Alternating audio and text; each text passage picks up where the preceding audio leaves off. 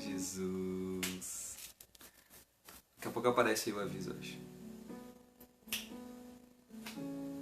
Que isso? Você não vai derramar minha câmera? Derrubar minha câmera? E aí, pessoal? Vamos testar, ver se o som tá legal. Que hoje vai ser baguá. Ah, já. Deixa eu ver. Não vai pesquisar o que é isso, porque talvez você não encontre o que eu tava tentando dizer. Tá funcionando? Então, quem puder, compartilhe já, né? Compartilhe a mensagem para que chegue alguma pessoa. Vai ser forte. Os gatinhos estão brigando aqui embaixo, gente. Daqui a pouco eles dão na câmera aí, vai cair essa câmera aí. Mas vamos nessa, vamos nessa. Vê em que tempo que eu tô falando as coisas que tá aparecendo aí. Entra de novo aí só pra eu ver o negócio. Testando. 1, 2, 3, 4. Não vai pesquisar o que é isso, porque talvez você não encontre. Beleza, tá com atraso de uns 20 segundos. Então tá beleza. Nossa, esse cara aqui é violento. 10 minutos aí que falou. Calculei já, né? Calculei. Então, pessoal, a gente veio falar um pouquinho da palavra de Deus. Eu coloquei no título aí profetismo e profeta, porque é isso que a gente vai analisar segundo a Bíblia. Geralmente eu não gosto muito de já responder uma pergunta, lógico que eu gosto de responder perguntas no caso, né? Mas eu não gosto de responder uma pergunta que ela vire tema do Bíblia Live. Mas eu creio que é uma boa maneira de a gente estudar o que está sendo dito em algumas partes e entender algumas coisas que são parte da palavra de Deus. Porque às vezes a gente é muito levado com a maré e acaba não estudando ou observando as coisas. Beleza? Eu gosto de vídeo ao vivo assim, ó, porque a minha mãe entra na minha casa e entra gritando aí, ó. Então, deixa eu falar só com ela aqui um pouquinho. Não precisa mais.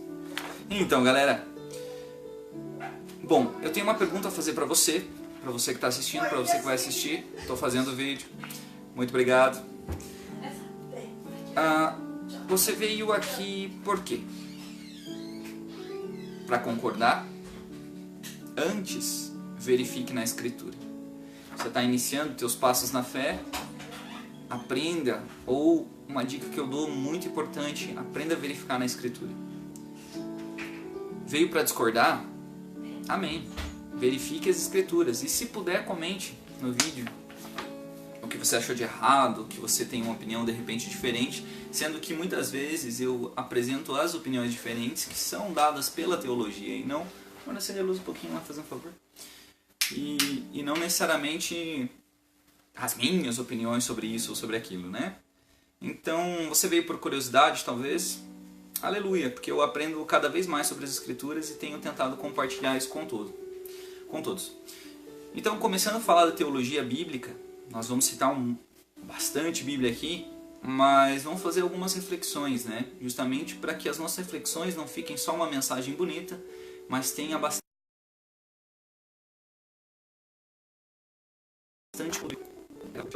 revelação de Deus. Então, né, nós vamos tentar embasar esse texto justamente nas Escrituras. E as reflexões que serão feitas serão justamente da Bíblia. Um problema foi ocasionado na faculdade e foi proposto, que era justamente assim, ó, não fique magoado comigo, é só, na verdade, um texto para análise. Ele seria colocado mais ou menos assim. Hoje em dia nós vemos muitos sermões que talvez não tenham tanto embasamento na Bíblia. Isso pode se tornar um problema para a comunidade de fé. Seja, hoje a gurizada utiliza muito expressão de igreja local, mesmo que nós não tenhamos, vamos dizer assim, talvez uma comunhão tão grande entre todos os ministérios que eu acredito que podem fazer a sua parte, né? É mais ou menos igual o Paulo falou, contanto que preguem a Cristo, eu acho que tá valendo. E não é por um ser melhor ou um ser pior, mas é justamente porque falta a Bíblia. Tá faltando Bíblia. Tá faltando Bíblia no Bíblia Live também. Só tá de nome e tá faltando conteúdo. Então é justamente para isso que a gente estuda, para isso que a gente cresce em conhecimento. Beleza? Então, analisando esses sermões, essas partes que a gente vê hoje em dia na comunidade evangélica, na comunidade cristã, fica uma dúvida no nosso coração. Poxa, será que realmente quem eu estou seguindo está falando a verdade, está pregando sobre Cristo, está analisando as Escrituras como talvez deveria fazer? Aliás, eu estou seguindo a Jesus ou estou seguindo essa pessoa? Você que me assiste, você que assiste outras pessoas, e eu espero que você assista outras pessoas, porque só o Duduzinho fale aqui não vai fazer tanta diferença, mas lógico que nós seguimos acreditando que a obra é de Deus e é Ele quem dá o crescimento. Não é necessariamente curtidas, compartilhamentos, visualizações, está aberta a porta lá. Mas é justamente, nós temos a ideia fixa de que esse Deus escolheu nós para sermos cooperadores com a sua obra e não donos. Pode crer? Eu fiz uma pequena reflexão para dar esse início, que seria justamente assim. Nos dias de hoje, uma das maiores dificuldades... O flash não saiu. Nos dias de hoje, uma das maiores dificuldades é encontrarmos pregações com contextos teológicos que possam instruir e exortar o povo de Deus. Difícil é entrar em um culto e escutar a mensagem da cruz, com pregações tão famosas da prosperidade. Vivemos em um contexto que, apesar de ser cristão, parece que só enxergamos judaísmo. Um tema bem discutido e que afasta as pessoas dos templos é o próprio dízimo, por exemplo. Embora convenhamos que uma instituição religiosa não viva sem dinheiro, estamos longe de parecer com a igreja primitiva, que vendia tudo e entregava aos pés dos apóstolos. Infelizmente, o que vemos hoje é que muitos líderes usam desses versículos bíblicos isolados do contexto para tirar dinheiro das ovelhas. Um exemplo em Atos, capítulo 4, versículo 34 e 35, diz assim: Não havia uma só pessoa necessitada entre eles, pois os que possuíam terras ou casas as vendiam, traziam o dinheiro da venda e o depositavam aos pés dos apóstolos, que por sua vez o repartiam conforme a necessidade de cada um. Muitos distorcem a palavra de Deus, análise agora. Muitos distorcem a palavra de Deus e escondem a parte em que eles dividiam, e que no contexto viviam como comunidade, onde não deixavam ninguém passar por necessidade. O dízimo também é visto como uma instituição por Moisés na lei judaica, e quando analisamos a Bíblia, vemos que era entregue aos sacerdotes levitas do templo de Jerusalém, que recebiam e viviam das ofertas dadas no templo, cuidavam e limpavam esse templo. Paulo, no Novo Testamento, fala sobre ofertas, inclusive não coloca o referencial de porcentagem, apenas diz para contribuirmos segundo o coração, e mostra que não devemos fazer com pesar as doações, mas com o coração agradecido. Com a teologia podemos verificar nas Escrituras que os enganadores existem aos montes, e apesar de Deus ser misericordioso e nos dar sustento, usam disso para fazerem barganhas tolas, e infelizmente colocar o seu coração e o nosso coração em outras coisas. Por que Dudu falar disso? É porque teve uma passagem que... Tem uma passagem entre o Velho e o Novo Testamento, apesar de alguns teólogos discutirem a questão de quando que é o Velho e quando que é o Novo Testamento, quando que ele começa e quando que ele não começa. Mas a gente nota que só falando de dinheiro, a gente passou por várias coisas entre o Velho e o Novo Testamento. Inclusive Paulo, que pregava às igrejas, os santos que estavam em determinado local, escrevia cartas para ela, para a comunidade, para as pessoas que se localizavam naquela região, ele se preocupou em falar disso. Não falou necessariamente do dízimo, até ele falava sobre as ofertas, falava que ele merecia receber, mas não fazia uso disso, e nem por isso ele era melhor do que as outras pessoas. Mas ele escolheu fazer daquele modo.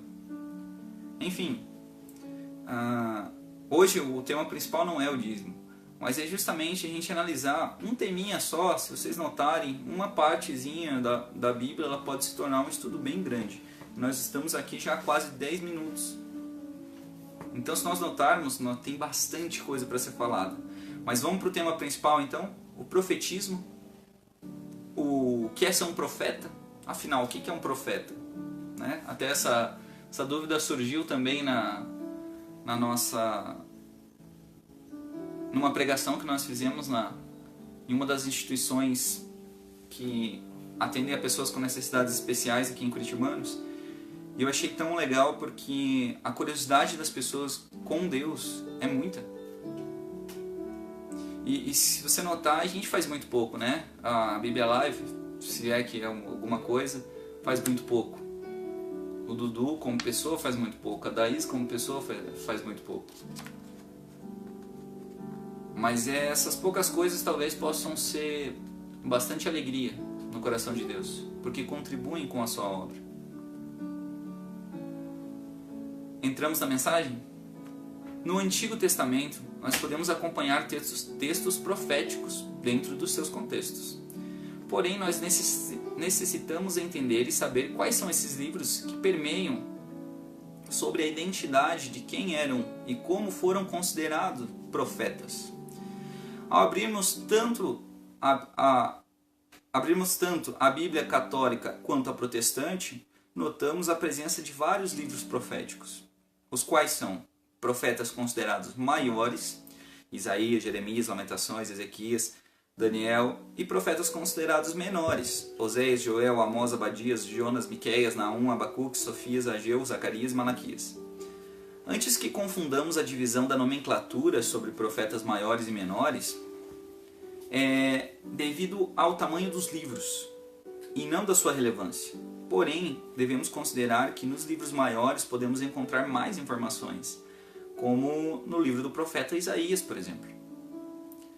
Um ponto crucial é destacar o porquê desses homens foram chamados de profetas, e se algum dos livros que não estão aí pode ser chamado de livro profético. De acordo com Genderhaus, os nomes complicados, né? O termo profeta não é usado sempre no sentido rígido e técnico a que estamos acostumados a associá-lo. Como visão, vem do decurso do tempo a ser usado para revelação em geral. Profeta também poderia ser o equivalente a instrumento de revelação, sem atenção especial ao sentido técnico que distingue o profeta dos outros órgãos de revelação. Então, ali ele fala necessariamente de uma palavra que pode ser um dom, de uma palavra que pode ser apenas a tradução normal da palavra, visão como nós temos hoje, e essa revelação, né, que poderia ter sido dada aos homens. Continuando. Moisés é chamado de profeta. No entanto, ele é contrastado com os profetas quanto à sua comunicação com Deus. Né? Números 12, 6. Continuando. Em Gênesis 27, 20, versículo 7, Abraão é chamado de profeta. O sentido ali parece o de alguém que tem uma relação especial com Deus e pode interceder por outros. Salmos 105:15 se refere a isso usando o sinônimo ungidos. Amós fala dos profetas que foram levantados no passado distante, capítulo 2, versículo 11. Oséias chama Moisés de profeta, capítulo 12, versículo 13. Pedro, em Atos, capítulo 3, 21 e 24, ele usa o sentido mais amplo e a aplicação especializada, em sucessão. Santos profetas, desde a antiguidade. E todos os profetas, a começar com Samuel. Esse reconhece que houve uma incisão na história da revelação no tempo de Samuel e que o profeta, numa nova forma, começou a partir daquela data. Vemos que até mesmo Moisés foi chamado de profeta, como um homem que foi escolhido por Deus para um propósito maior. Ao todo, se nós juntarmos tudo que foi falado, tudo que foi apontado, e isso só notando na Bíblia quando é descrito a palavra profeta, ao todo podemos definir como conceito de profetismo no Antigo Testamento homens que possuíam ou possuíram uma relação com Deus e precisavam ser levantados para falar com o povo, com exortação em demonstração de autoridade e poder, para determinado fim, a saber, a vontade de Deus. O problema é que nas nossas terminologias a gente às vezes acaba fazendo uma bagunça. nós começamos a olhar para os profetas do Velho Testamento e dizer, pronto, agora eu sou um profeta de Deus, eu sou um profeta por isso, eu sou um profeta por aquilo. Então que tal nós temos uma olhada também no Novo Testamento? O que seriam os profetas e como que andaria essa questão do profetismo? Então, ao chegar no Novo Testamento, nós vemos as referências de Atos dos Apóstolos, no capítulo 3, no versículo 21, descrevendo assim: é necessário que ele permaneça no céu, até que chegue o tempo em que Deus restaurará todas as coisas, como falou há muito tempo, por meio dos seus santos profetas. Apesar de crermos que Pedro escreveu o livro de Atos, notamos que respeitosamente ele mesmo nos revela um desejo de Deus, seja por interpretação ou revelação. A espiritualidade profética no Novo Testamento se retira dos livros do Velho Testamento. Porém, nos leva a fatos que poderão acontecer. E mesmo já tendo acontecido, alguns teólogos creem que pode acontecer novamente, como temos os exemplos. Nos últimos dias, diz Deus, derramarei do meu espírito sobre todos os povos. Os seus filhos e as suas filhas profetizarão, os jovens terão visões, os velhos terão sonhos. Sobre os meus servos e as minhas servas derramarei do meu espírito naqueles dias, e eles profetizarão. Podemos encontrar esse texto também em Atos, no capítulo 2, 17 e 18. Ao analisarmos a passagem, vemos Pedro utilizando da profecia de Joel para destacar que as profecias não são somente um momento, porém podem acontecer novamente. Deixa eu abrir um parênteses aqui. Como assim, Dudu? É porque muitas das pessoas tem a questão de nós relacionarmos a questão de dias para Deus para 1000 anos para nós. Então, um dia para Deus vale como 1000 anos, né? Então aqui se torna relativo, porque depende do que Pedro estava tentando falar para a gente, do que Joel estava tentando falar para a gente. Será que eram 1000 anos ou será que ele estava falando em questão de um dia, 2 dias? Do final dos tempos mesmo, né? Nós sabemos que existem outros livros proféticos para nós, que falam sobre semanas, falam sobre quando que será o tempo do fim, mas necessariamente não é isso que a gente está entrando. Muitos teólogos, então, concluem que esses últimos dias realmente são os últimos dias. Os últimos dias da Terra. Ou dessa Terra, né? Podemos afirmar isso olhando para o texto de Paulo, na primeira carta aos Coríntios, no capítulo 13. O amor nunca perece, mas as profecias desaparecerão. As línguas cessarão. O conhecimento passará. Pois em parte conhecemos e em parte profetizamos. Quando, porém, vier o que é perfeito, o que é imperfeito desaparecerá. Ao chegarmos a essa conexão, vemos que ainda não compreendemos com totalidade como acontecem ou são as experiências proféticas.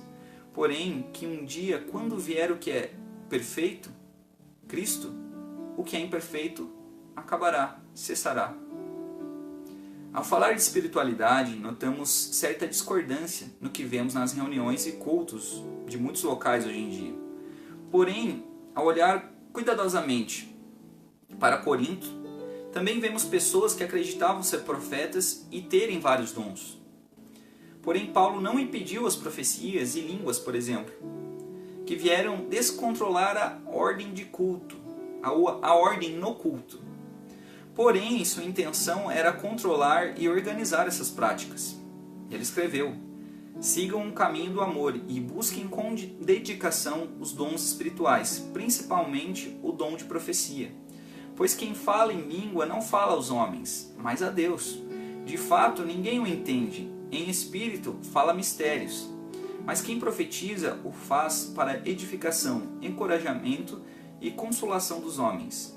Quem fala em língua, a si mesmo se edifica, mas quem profetiza, edifica a igreja. Trazendo também uma explicação mais polêmica a essa questão das línguas, depois de ler o texto completo, a pessoa chega à conclusão seguinte: olha, essa pessoa está falando uma língua que ninguém entende, não tem intérprete dentro da igreja. Essa é uma das interpretações, mantidas por alguns teólogos bem fortes aí, né? E o que ele está falando, ele só pode estar falando com Deus, que para nós ele não está falando. Entende?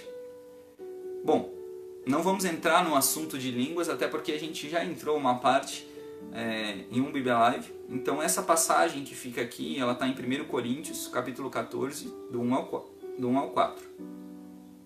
Apesar das palavras suaves e tranquilas, Paulo foi mais severo em relação à organização em Corinto.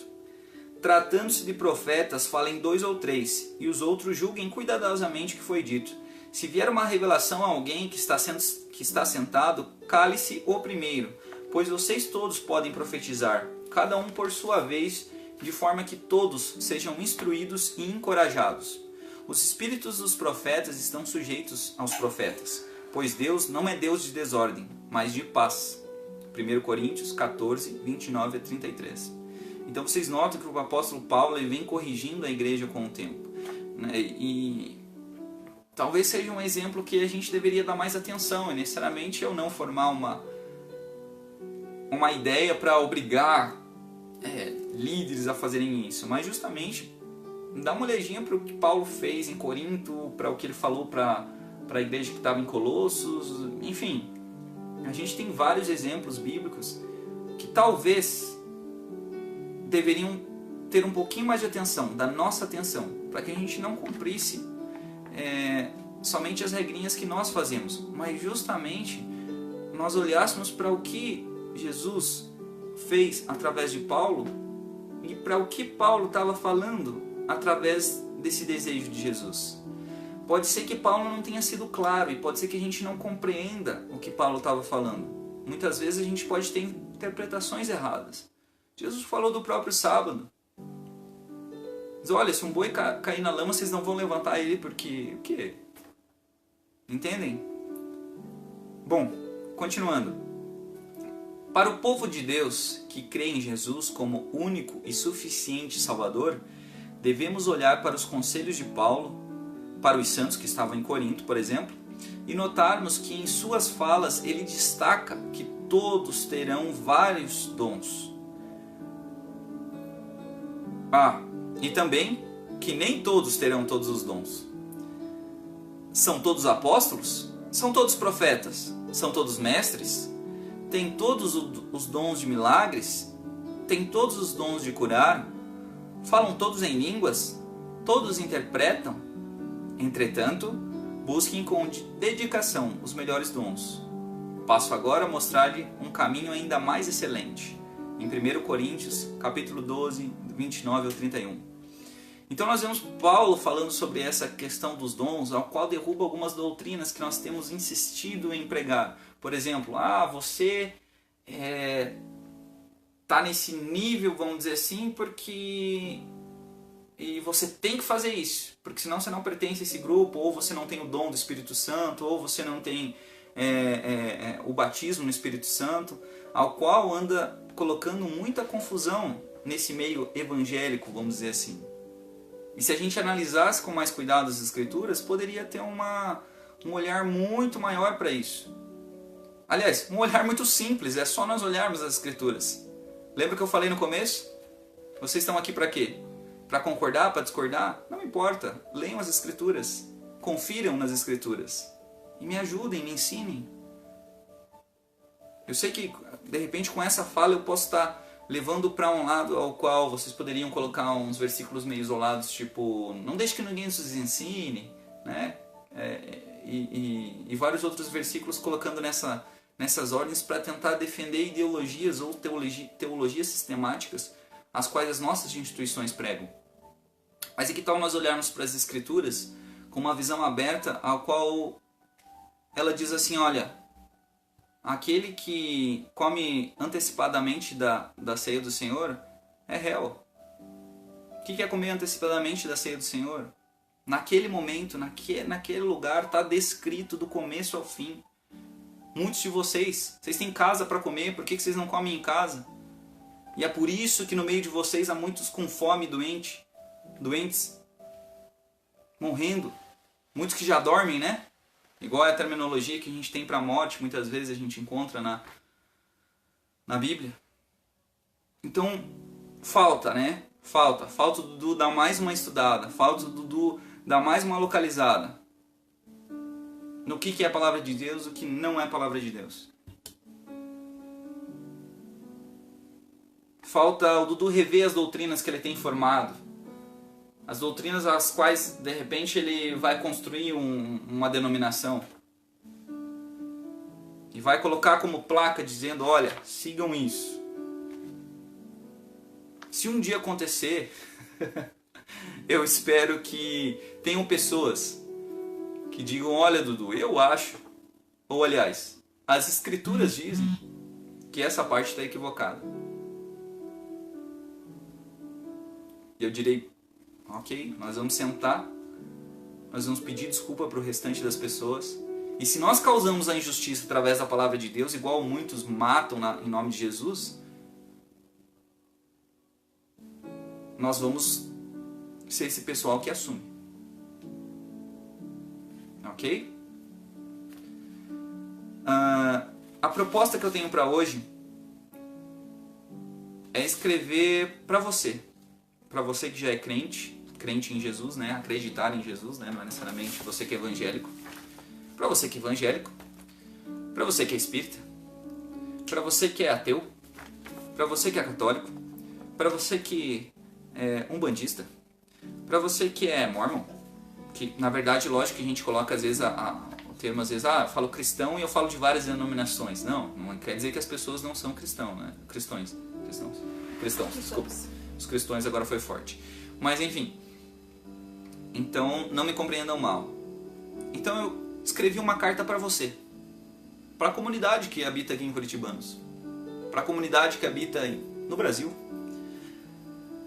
para essa população que talvez não olhe para Deus como ele deveria.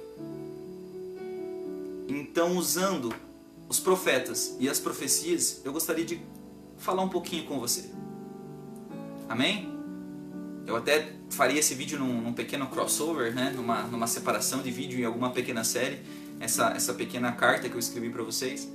Mas prestem bastante atenção e se de repente não for de uso para vocês, amém. Mas eu tenho certeza que ela vai servir para exortação aos nossos corações, como foi o meu. Querida comunidade, aproveitando a oportunidade, venho lhes dizer com todo carinho e respeito que o Messias veio à Terra. Viveu entre nós, foi morto, ressuscitou, está sentado à direita de Deus Pai Todo-Poderoso, e um dia retornará para junto daqueles que o amam, com um novo céu e uma nova terra.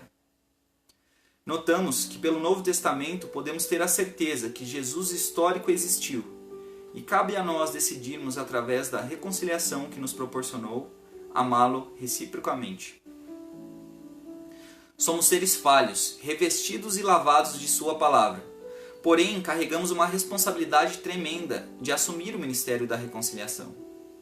Viver como Jesus viveu se trata de um desafio diário. Exercer uma fé prática que vai muito além de somente crer, mas nos desafia a viver o que Deus nos preparou. Um dia, através dos profetas, Deus falou aos homens para se arrependerem, que teríamos um sinal e que maravilhas aconteceriam. Um exemplo é quando o profeta Isaías fala ao povo: por isso o próprio Senhor vos dará um sinal. A virgem conceberá e dará à luz a um filho, e o chamará Deus conosco. Isaías 7,14. Falando sobre Maria, que muito bem a conhecemos segundo os evangelhos, e que a mesma daria a vida a um filho, mas não somente isso, ao percorrermos o livro de Isaías encontramos: porque um menino nos nasceu, um filho nos foi dado, e o governo está sobre os seus ombros. E ele será chamado Maravilhoso, Conselheiro, Deus Poderoso, Pai Eterno, Príncipe da Paz. Em Isaías 9,6. Sim, o Filho nos foi dado, e Deus mostrava a nós as suas características intrínsecas, que não poderiam ser alteradas, pois ele não mente. Foram através dessas profecias que soubemos que ele seria negado e rejeitado, como por exemplo, era desprezado, era a escória da humanidade, homem das dores, experimentado nos sofrimentos, como aqueles diante dos quais se cobre o rosto, era amaldiçoado e não fazíamos caso dele. Isaías 53:3. Mas acalmem-se, podemos ver a sua obra perfeita ao discorrer sobre esse livro. Certamente ele tomou sobre si as nossas enfermidades e sobre si levou as nossas doenças. Contudo, nós o consideramos castigado por Deus, por ele atingido e afligido. Mas ele foi transpassado por nossas transgressões, foi esmagado por causa das nossas iniquidades. Mas o castigo que nos trouxe a paz estava sobre ele, e pelas suas feridas fomos curados. Todos nós, tal qual ovelhas, nos desviamos. Cada um de nós se voltou para o seu próprio caminho. E o Senhor fez cair sobre ele a iniquidade de todos nós. Ele foi oprimido e afligido, contudo não abriu a boca. Como um cordeiro foi levado para o matadouro, e como uma ovelha que diante de seus tosqueadores fica calada, ele não abriu a sua boca. Com julgamento opressivo ele foi levado. E quem pode falar dos seus descendentes? Pois ele foi eliminado da terra dos viventes. Por causa da transgressão do meu povo ele foi golpeado. Foi-lhe dado um túmulo com os ímpios e com os ricos em sua morte, embora não tivesse cometido qualquer violência nem houvesse qualquer mentira em sua boca. Contudo, foi da vontade do Senhor esmagá-lo e fazê-lo sofrer. E embora o Senhor faça da vida dele uma oferta pela culpa, ele verá a sua prole e prolongará os seus dias. E a vontade do Senhor prosperará em sua mão. Depois do sofrimento de alma, ele verá a luz e ficará satisfeito. Pelo seu conhecimento, meu servo justo justificará a muitos e levará a iniquidade deles. Por isso, eu lhe darei uma porção entre os grandes, e ele dividirá os despojos com os fortes, porquanto ele derramou sua vida até a morte, e foi contado entre os transgressores. Pois ele carregou o pecado de muitos e intercedeu pelos transgressores. Isaías 53, do 4 ao 12. Felizmente, sabemos que se entregou pelos nossos pecados e que nos proporcionou a chance de sermos religados a Deus. Imaginem tanto sofrimento, ser culpado por aquilo que não cometeu. Apesar de ser um costume romano, vemos as palavras do salmista se concretizando. Ele protege cada um de seus ossos. Nenhum só deles será quebrado. 33, 21, né? Podemos notar a realidade e a verdade no Novo Testamento. Chegando, porém, a Jesus, como o vissem já morto, não lhe quebraram as pernas. João, capítulo 19, versículo 33. Ou nas palavras do salmista: porque vós não abandonareis minha alma na habitação dos mortos, nem permitireis que o vosso santo conheça a corrupção. Salmos 15, 10. Mas graças ao bondoso Deus, hoje podemos olhar para tudo o que aconteceu e entender coisas que estavam ocultas aos nossos olhos e perceber que o mesmo eliminou a dívida que tínhamos com ele. E através de Jesus Cristo, somos livres do jugo de escravidão e somos chamados a sermos filhos, mesmo sendo criaturas falhas. E acima de tudo, somos chamados para sermos luz nesse mundo de trevas.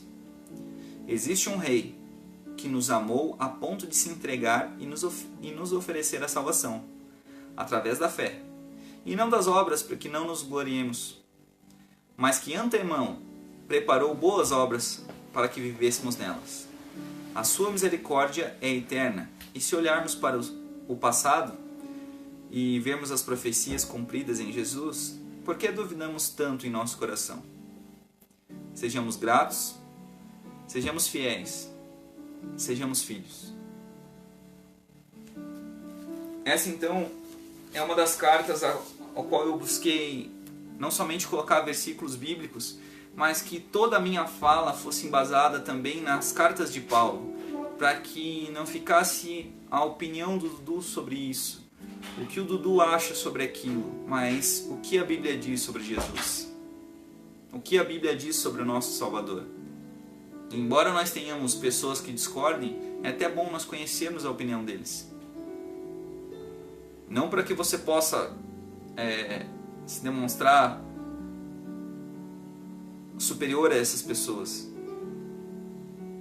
Uma questão que atualmente eu tenho estudado na matéria de missões é que nós reconhecemos a nossa cultura. Nós não abandonamos, mas nós precisamos reconhecer a verdade do outro, a cultura do outro, os costumes do outro, para que nós possamos conseguir dialogar e não impor coisas, não impor a nossa verdade. Talvez seja isso que Paulo fez ao passar no Areópago e viu aquele monumento construído, escrito ao Deus desconhecido. E ele olhou para aquele monumento construído e falou assim: eu vim falar para vocês desse Deus desconhecido. E ele falou muito das maravilhas de Deus. Paulo foi o cara que, por mais conhecimento que ele tivesse, ele veio pregar a cruz. Ele veio pregar a Cristo. Ele ensinou isso e declarou nas suas cartas. E por mais que algumas cartas sejam respostas de algumas perguntas, ele sempre tentou trazer a imagem de Cristo, como ele escreveu em Filipenses, falando de Jesus. Ele é a imagem do Deus invisível, que mesmo em forma de Deus, tomou a forma de servo e humilhado foi, enfim. É uma das passagens mais legais que eu creio que a gente consegue ter uma ideia de como é esse Jesus.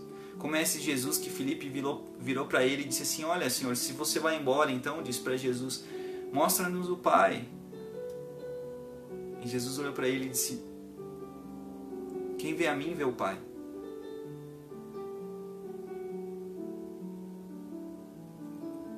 Paulo, nas suas cartas, tentou falar de um aspecto, de um jeito, ao qual ele diz: imitem a mim, porque eu imito a Cristo. Não imitem a mim porque eu sou o cara. Não imitem a mim porque eu só desisti das coisas materiais que eu tinha e agora estou seguindo uma ideologia nova ou alguma coisa assim. Imitem a mim porque eu imito a Cristo. Um desafio que eu tenho visto na faculdade de teologia é justamente aquela reflexão, eu não lembro qual teólogo que falou, mas é justamente isso. Poxa, se o maior desafio de ser pastor é deixar-se ser pastoreado, não pelos outros necessariamente, e até pode ser, assim como a gente vê na igreja primitiva, mas deixar-se ser pastoreado por Deus. E nós só conhecemos esse Deus através da sua revelação à humanidade. E por mais difícil que seja você acreditar nisso, naquilo, pesquise, vá atrás, peça a Deus sabedoria e Ele vai dar para você. E quando surgir alguma dúvida no seu coração, busque nas Escrituras. Busque nas Escrituras a sabedoria que você precisa para continuar em frente. Não deixe fechado aquele livro. E talvez um dia, assim como já ouvimos, o profeta Jeremias falar sobre essa substituição. Aliás, falar também sobre essa escritura de Deus. Que um dia a palavra do Senhor não vai estar mais escrita em tábuas de pedra, até no coração de pedra que Ele transformou em carne, vamos dizer assim. Mas estarão escritas no meu coração. E isso é precioso. Não é somente uma religião. Jesus é o nosso Salvador. Jesus quer o seu bem. Jesus quer que todo homem seja salvo. Ele precisa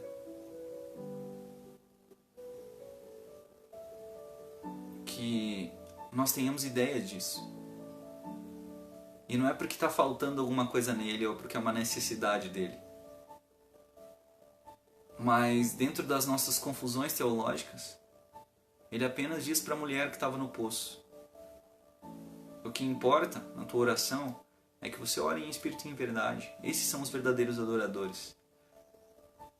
E não quem se reúne aqui ou se reúne lá. É por amor a Deus que nós pregamos o Evangelho. E mesmo nós não sendo merecedores, Ele fez o seu sacrifício.